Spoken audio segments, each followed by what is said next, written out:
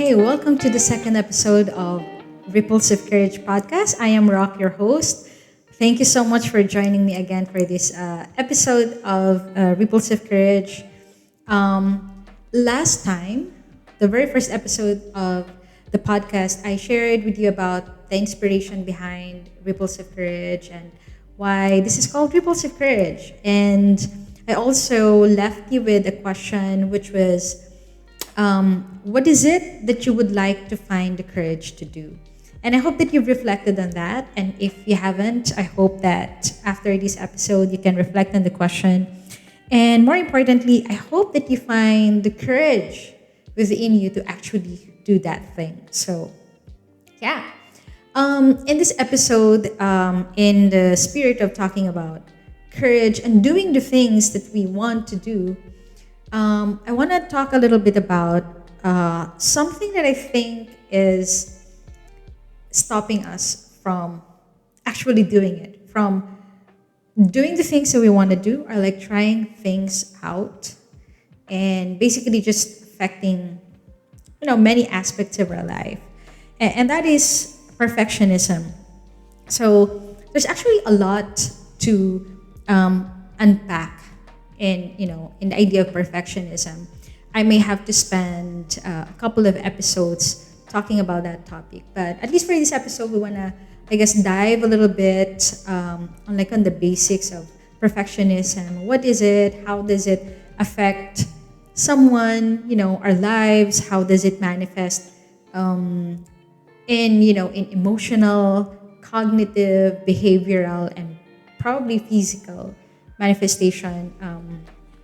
I actually I did a book on that. No, I did not write. I read a book on that, and I hope I can share more about this because I think many people are suffering from perfectionism. I suppose I don't know the data. I don't know anything, but I just feel like maybe as a society we have somehow pushed too much a little bit towards perfectionism, diba? Parang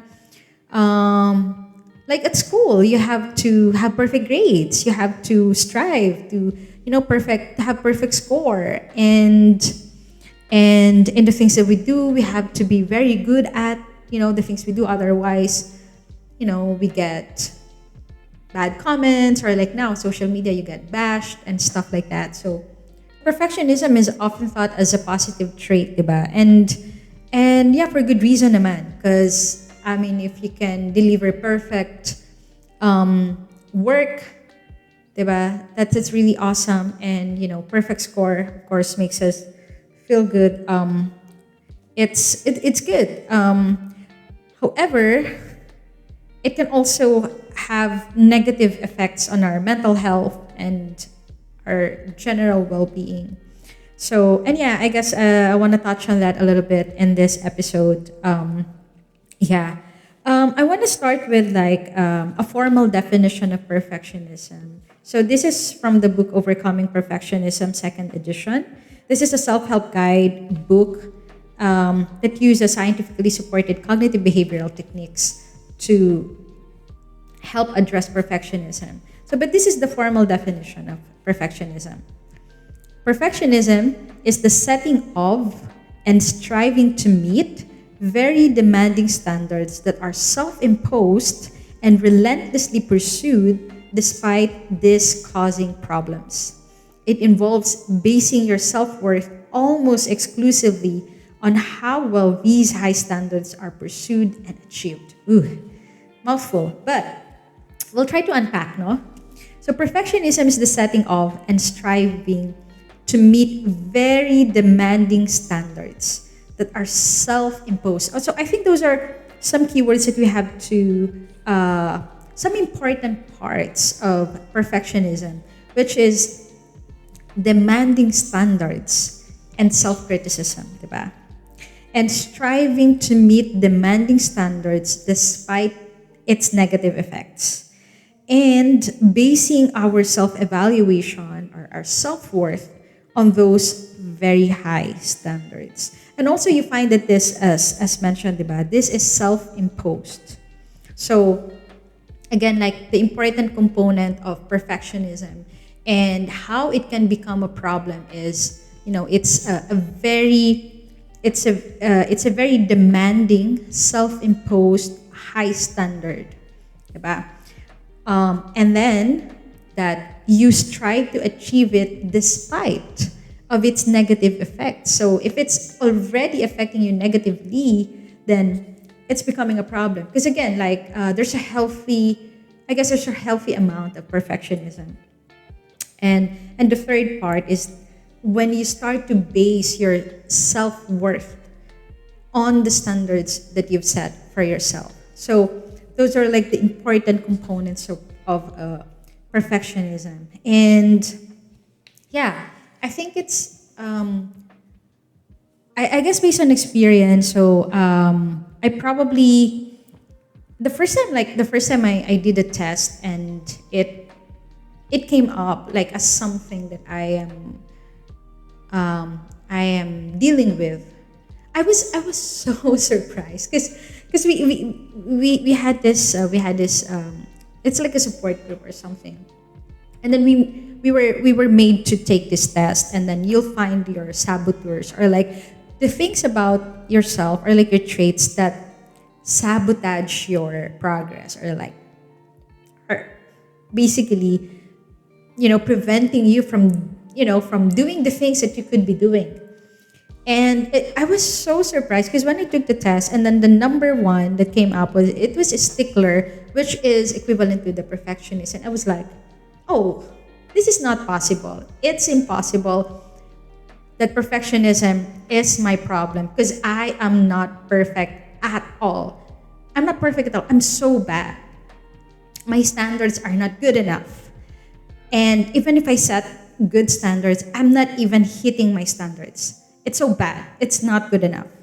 I'm not perfectionist enough to be a perfectionist. You know what I mean? And I like to share that. Parang I don't think I'm setting high enough standards for myself. And they were like, yeah, I guess it's perfectionism because you don't even think that you're good enough. You don't even think that you are perfectionist enough to be a perfectionist. It was funny. But yeah, I guess just taking so many of that thing and like getting feedback as well made me realize, oh, okay, this really is something I'm struggling with. And yeah, I have here a quote from Brené Brown. She's the author of The Gifts of Imperfection and many other books. She's a popular TED speaker. She talked about vulnerability, which is one of the TED talks that I also really really like, and maybe we will talk about that in the future episodes as well, because I think that was a powerful piece for me. But I want to share this quote from her, which we can hopefully like try to break down. So she said, perfectionism is not the same thing as striving to be your best. Perfectionism is not about healthy achievement and self improvement. Keyword healthy. Healthy achievement and self improvement. Perfectionism is the belief that if we live perfect, look perfect, and act perfect, we can minimize or avoid the pain of blame, judgment, and shame. Ooh, too much to unpack, no? It's very heavy, but I guess we can take the next few minutes we're together to unpack this. And yeah, so perfectionism is not the same thing as striving to be your best. And I think that is true because I mean somehow it is, and I think it starts from there. You want to be your best, but I guess the thing with perfectionism is that more than the desire itself to be the best, it's really coming from the place of fear. Fear that if you're not perfect, fear that if you don't do good enough, that there's going to be blame, there's going to be judgment, there's going to be shame. And I think it's true for me. I guess sometimes I'm trying to remember like where where I got this, diba? How did I develop this? I'm sure there's many experiences that almost like led to this. Probably this is not the place to discuss that because it could get really emotional. But yeah, I think I'm really the type of person that really wants to do the best, to really give my best.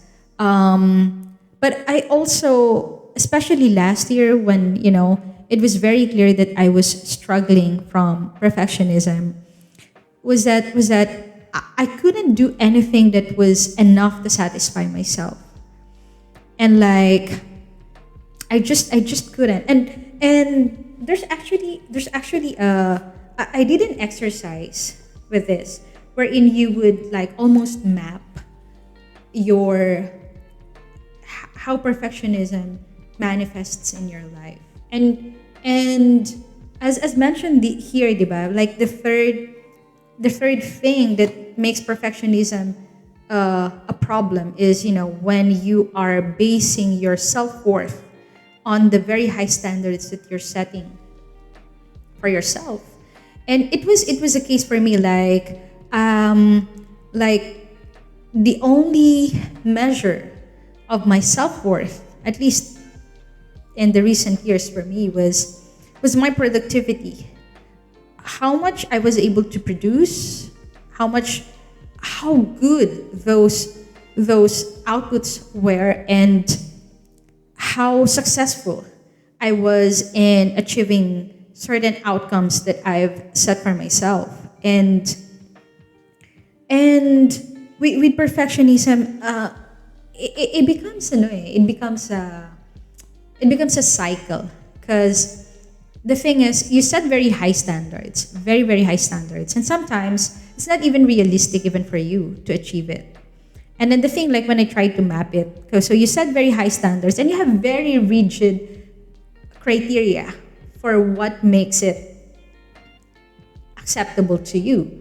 Like for example, to me, I have things like, I need to be super focused when I do the thing, because I had this thinking that if I'm doing something and I'm not 100% focused, I am shortchanging my colleagues, like the people that I work with, or like I had clients before. If I don't do the task 100% focused, then I'm not being honest to them. So that was like a very rigid standard, which was, it's really hard for me, because it's almost impossible, because it's just hard for me. It's just hard for me to be 100% focused.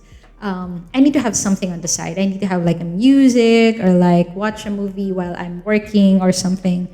And there's a reason for that, which maybe I'm not gonna go into in this episode. But yeah, that was me, and I've set that standard for myself that I should be doing things 100% focused, and it just didn't work for me, because I was almost like punishing myself, almost like I have to do the work and not have fun. Because if I'm having fun doing the work, then I am not being honest to the people I'm working with. It's such stupid, right? But I mean, not to use that word because it's so judgmental, but it's just not ano, it's just not healthy, diba? It's just not healthy. But I had that very rigid thinking. So that was one. And then also, the thing is, like when you achieve something, and this was true for me, like when I achieve something, okay, I'm gonna, like this day, I'm gonna message 100 people. Like for example, we're doing like an outreach, and I'm gonna message 100 people. And then I achieve that this day, for example. Or let's say 50. No? I achieved that for the day. And it's still very hard to feel like I've achieved it. And like the next thing, like the next thought would be like, maybe I've set the bar really low. So I have achieved 50 today. Tomorrow has to be 60, has to be 70, 80. And yeah, it just keeps getting into the more impossible, the more impossible standard, I guess. So yeah, and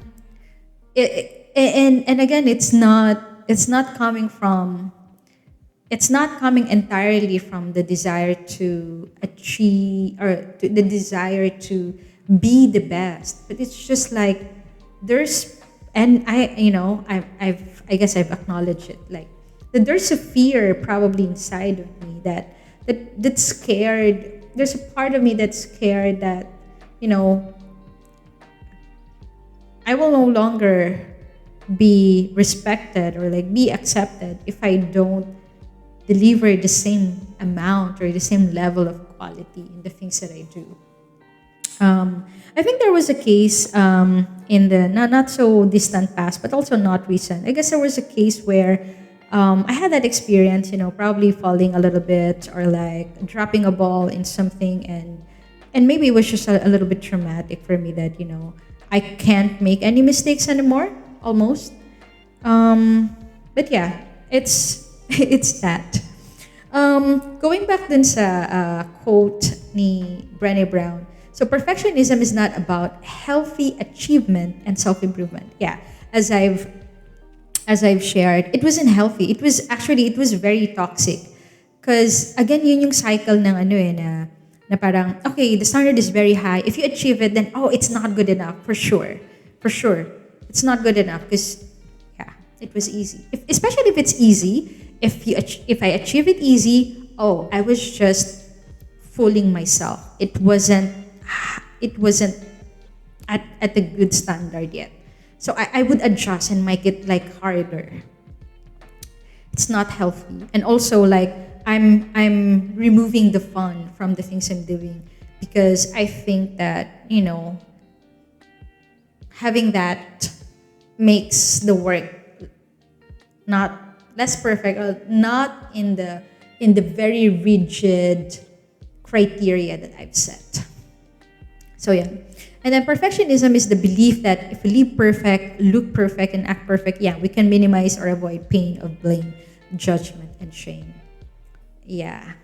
Yeah, I guess that's the case. Because, yeah. Yeah, because it hurts, about like when you make mistakes and then you get maybe punished for that, or you get reprimanded for that, or whatever your experience is, and you just don't want to experience that anymore, and you try to achieve perfection just so that you don't have to deal with that anymore. And yun yung problem ng perfectionism. I do also want to share some of the common negative effects of perfectionism.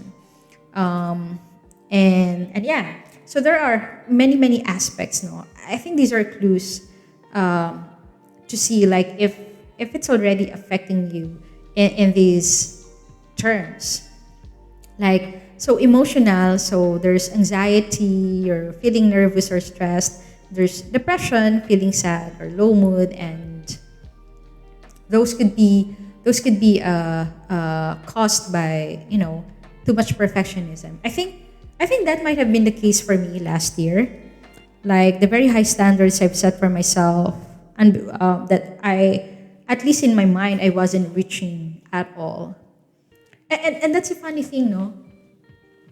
Because if you feel like you're not doing good enough, and then you're getting feedback from other people who think otherwise, who think that, no, actually, you're okay, and yet you still don't think you're okay, good enough. I guess that's a clue na you might be suffering from perfectionism. You might have probably a very rigid standard set for yourself, and you feel like you're not able to achieve it, or if you do, then maybe you're not setting high enough standard. So that, yeah, that's cool. Social isolation for social effects. So it could be an effect of perfectionism, that you isolate yourself. In a way, I feel like it happened as well to me last year, because instead of working more closely with some volunteers or like a team, I would really push myself hard to do the things by myself. Like, oh, you gotta do it. You gotta do it. Like if I ask other people to do the work, then no, I'm lying. It's not my work. I didn't do it. I just have other people do it for me, and it wasn't acceptable. And it's so funny now to think about it, because I mean, I mean, we don't need to do everything by ourselves. I had that idea last year that I had to do things myself. Before that, I actually had an assistant before that. Before last year, and then we had to separate because I need to do things myself. Didn't work. Didn't work. There's many other reasons why that didn't work for me. I just don't want to open a can of worm in this episode, but I'm gonna discuss those things, I guess, in the future as well. But yeah, narrow interest. So focusing almost all of your time on a particular area, or limiting pleasurable activities. Oh, diba? Limiting pleasurable activities not seen as being related to achievements. Oh gosh, like this was the case for me last year. Like I didn't have the right to play my uke or to do something I enjoy unless everything I've set to do are done and at the standard that I want them. But my my time, like my schedule, was programmed by the hour. Like by 30 minutes, like it's full. There's so many things, like, and there's not enough for fun, I guess, because it almost feels like if I don't achieve the standards I've set for myself, then I don't deserve any of this fun. I don't deserve it. And yeah, and it just again, spiraling. It's just not a good cycle, because if you don't rest, if you don't have fun, then you're not able to recover and recuperate. And that was the case, because and syempre I still rest, diba? But the thing is, it's not rest because it's a lot of guilt. There's a lot of guilt, like, okay, I'm too tired, I can't do it. I'm not gonna do something right now. And then, but this is an hour of lost time. I could be doing something else. And yeah, and I spent the hour, but I actually wasted the hour because I'm thinking that I'm wasting an hour. When I could have just enjoyed that hour and, renew my energy. And go back to work after. But no, I had to feel bad for taking a rest. And yeah, I got so tired. So yeah, that's true. Limiting pleasurable activities. Physical, insomnia, exhaustion and tiredness, muscle tension, upset stomach. Check, all check. At least for me, yeah, all check. Cognitive or thinking. Poor concentration, rumination, increased self-criticism, low self-esteem. Yeah, these are the things that I really struggled from. Even the poor concentration, yeah, it's so hard. Imagine trying to work on something, and you want to be focused, and you're trying to be focused, and here you are, part of yourself is punishing you because, like, you have to focus, and you can't focus. You can't concentrate, like, right? You can't concentrate while you are punishing yourself. Basically, that's just not gonna cut it. Rumination, yeah, it happens so much. Like, while doing the task, you're already ruminating about all the possible ways that you could fail, all the possible ways that you're not doing good enough. And like after you do the thing, you're still anxious about like how you did. Like for example, I had lots of meetings, calls, and like after the call, how did I do about the call? Did I say the right things? Was that good? What impression did I leave? Did I represent the org properly? It's just a waste of time and energy, honestly. Um, increase self no no increase self criticism, yeah, oh yeah, for sure, and low self esteem, yeah. I think those are like really the parang impact talaga. Yung self criticism was just very very very very strong, and and if you criticize yourself enough and too much, you're gonna lose your self esteem, diba? You would stop believing in yourself. So yeah, you gotta catch yourself. You're gonna catch yourself when you start talking negative stuff to yourself. You're gonna catch yourself because that's just not helpful. No, no, no, no, no, not helpful. Yeah, I remember there was a time. So I showed up in a meeting and like, okay, and I didn't feel good. Like, I'm so bad. I didn't do things, blah, blah, blah. And like, my colleague told me, like, hey, nobody else in the organization is hard on you except yourself. And I was like, okay. But even then, because I was very deep in this chaos, like I still couldn't, see that, couldn't recognize that. And it was like, oh, you're being kind. Thank you very much. But I know I'm not doing good enough. And like, but thanks. So yun. Yeah. And yeah. Okay, behavioral, I think, yeah, there's manifestation. Sometimes we think like perfectionism, could one of the manifestations for me, like I want to be super productive. So and would apply like some perfectionist rules around productivity, like okay, I need to spend like this time, this hour, like I need to set these stuff and all, all the structures, putting around structures and how I do things. But no, instead of being productive, that was actually like counterproductive because, yeah, for example, behavioral, like repeated checking, over checking things. Yeah, I I struggled from this, but I am doing quite well. But like before, like even just a short email, like with a short message, like I would check it so many times. And like when I write something, I write a sentence and then I read it. I write another sentence. I read again from the top. I write again. I read from the top. Almost, almost like that process. I keep rereading everything.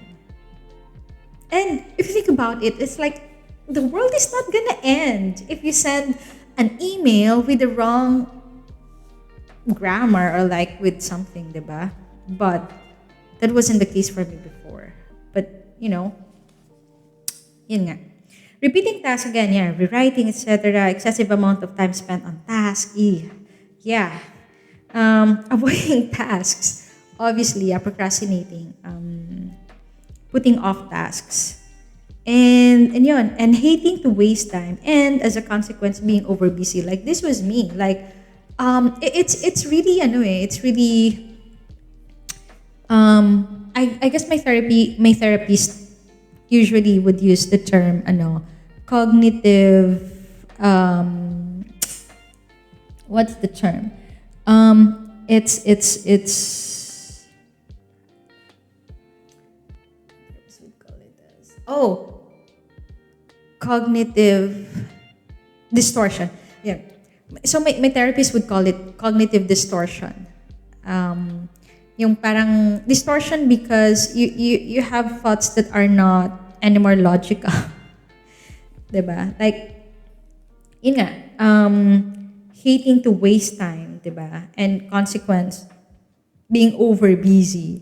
But the wasting time is associated like with rest. And it's not, 'di ba? It's not sound. It's a distortion. You feel like I don't deserve to take a rest right now because I haven't hit my goals or I haven't hit my standards and stuff like that. So yeah, it's just so hard. So yeah, I guess I wanna I guess I'm gonna pause here for now.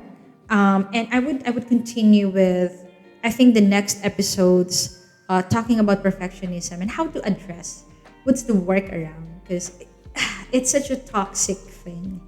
And I think, at least for me, like it feels like very liberating to to not be affected by it as much as I was before. So yeah, and also like this podcast, right? I've been thinking about this, but it's not like, you know, I'm not good. How do I do this? I'm not. Do I need to have a script? Do I need to have a structure? Do I need to have like all these stuff figured out? Like my microphone, this is like it's not very good, and like all that stuff, and like I can't even start because I want everything perfect, and that's the thing. I can't get anything started or finished because things are not going perfectly. And it's a huge step, I think, to start acknowledging na it's okay. It's okay. Perfection probably is a myth. Diba? And another thing is, before you can be good at something, you got you gotta allow yourself to be bad at it, to be mediocre at it.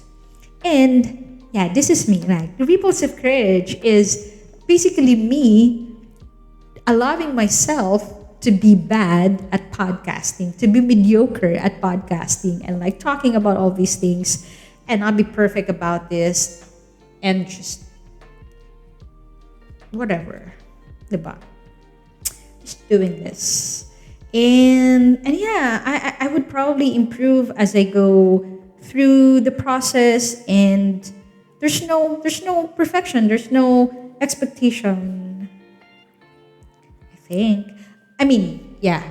Um if you're listening to this, if you're seeing it, like there's a video, if you're seeing it on YouTube and you're listening to this, wherever you are listening to this, then congratulations to myself.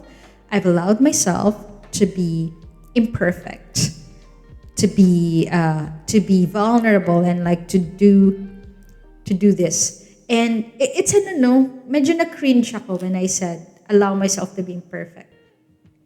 It's not like I'm not perfect at all at anything. At nothing. And that's the thing, diba?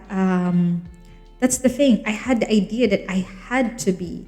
And so I couldn't put myself out there because I wasn't perfect enough. I wasn't good enough at anything. And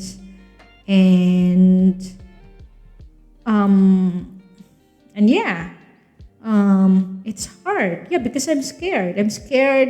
Yeah, I'm scared that there's gonna be judgment, there's gonna be blame, and there's gonna be shame in not being perfect. And it cringes. It, diba? It's cringy to say na to let myself not be perfect. It's not a claim that I could actually be perfect. I don't know where I'm going, but I guess because the point I want to make is that there's a cognitive distortion. There's a disillusion, or there's an illusion of perfection, that there's a perfect level that I can get to, and when I am there, that's the time that I can share my thing. And it just doesn't come, right? And yeah, so I got lost a little bit, which is okay. We're not perfect. But yeah, again, if you're listening to this and you get to watch this, then this is me stepping into mediocrity, letting myself be bad at something, and just going for the ride. And that should be okay. And yeah, I guess we'll wrap it up here. Just to, I guess, just to summarize, because I just keep babbling and like probably I don't know what I've said anymore. But okay, just wanna summarize again that perfectionism is it has three main components, which is the setting a very demanding high standard on yourself, self-imposed, and then striving to meet it despite its negative effect. Okay, and then the third is basing your self-worth on achieving that very high standard. So those three components are what make perfectionism and what make perfectionism a difficult thing to have. What makes it the thing that prevents you from doing what you really want to do or what you would like to try. So let's leave it at that. I hope you can join me in the next episodes where we can talk about more of like how we can address perfectionism. And I'll be sharing a link here so you can check the website and send us feedback, send us comments and like ideas for what you want to talk about. I hope to have you again in the future episodes. So the question I want to leave you for today, for your reflection is, what is one small step you can take towards accepting imperfection? Okay, let me say that again. What is one small step you can take towards accepting imperfection? Cool. I hope you reflect on that. And thank you again for joining me in this episode of Ripples of Courage podcast. Again, I'm Rock. I'm your host. Thank you so much. And I hope to have you again in the future episodes. Have a wonderful time.